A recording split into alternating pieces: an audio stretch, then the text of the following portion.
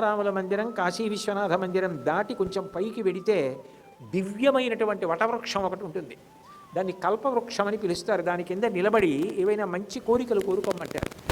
ఆ కల్పవృక్షం ఉంటుంది. అక్కడ మొట్టమొదటి ఇంద్రద్యుమ్నుడు దేవాలయ నిర్మాణం ప్రారంభం చేసినప్పుడు నారద మహర్షి వచ్చి, ఇక్కడ నువ్వు దేవాలయం ప్రారంభం చేసినప్పుడు తిన్నగా జగన్నాథ దేవాలయం కట్టడం కాదు, నువ్వు ఇక్కడ ప్రధానంగా ముందు నరసింహస్వామి దేవాలయం కట్టు అంటే ఆది నరసింహ అంటారు.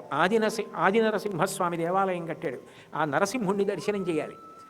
అక్కడే మళ్ళీ జగన్నాథస్వామి కూడా ఉంటారు. మరి మేనల్లుడు ఉన్నాడు, ఆది నరసింహస్వామి అక్కడే ఉన్నారు, అందుకని అక్కడ ఒక జగన్నాథుడు ఉంటాడు. మీకు విచిత్రం ఏంటంటే తెలియక చాలామంది అలా వెళ్ళిపోతారు. లోపలికి వెళ్ళి ఆయన్ని కౌగిలించుకోవచ్చు. ప్రధాన గద్దె మీద ఉన్నవారిని కౌగిలించుకోవడం కుదరదు, కానీ ఆయన ఎలా ఉంటారో అలాగే ఈయన ఉంటారు. ఈయన్ని కౌగిలించుకోవచ్చు. ఆయన్ని కౌగిలించుకున్నప్పుడు కళ్ళు మూసుకొని కౌగిలించుకుంటే మెత్తగా మనిషి శరీరం ఎలా తగులుతుందో అలా తగులుతుంది. ఇది నా స్వానుభవంతో చెప్తున్నది. ఇది నేను యథార్థంగా జగన్నాథుడిని 2 మాటలు కౌగిలించుకున్నాను 2 రోజులు. నాకే అనిపించిందా, ఏమనిపించి నేను మా అబ్బాయిని అడిగాను ఎలా ఉందిరా అని. అంటే నాన్నగారు ఎవరో మనిషిని కౌగిలించుకున్నట్టుందండి అన్నాడు. దగ్గరకు వెళ్ళి కౌగిలించుకోవచ్చు. ఆ వటవృక్షం కల్పవృక్షం కింద ఎక్కడ ఆది నరసింహస్వామి ఉంటారో, ఎక్కడ జగన్నాథుడు ఉంటాడో అక్కడ నృత్య గణపతి ఉంటాడు. నృత్యం చేస్తూ ఉంటాడంటే మా మేనమావ ఇంత కరుణామూర్తిగా వచ్చిన క్షేత్రం అని ఆనందం. నృత్యం చేస్తాడు.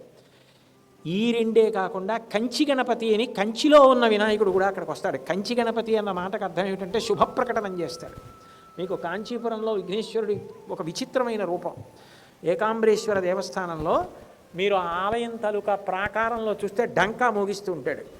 ఢంకా గణపతి అంటారు. ఎందుకంటే ఏకాంబరేశ్వరుడికి కామాక్షికి కళ్యాణం అవుతుంటే ఇక పెళ్లి చేసుకోవడానికి ముహూర్తం ఉండవు.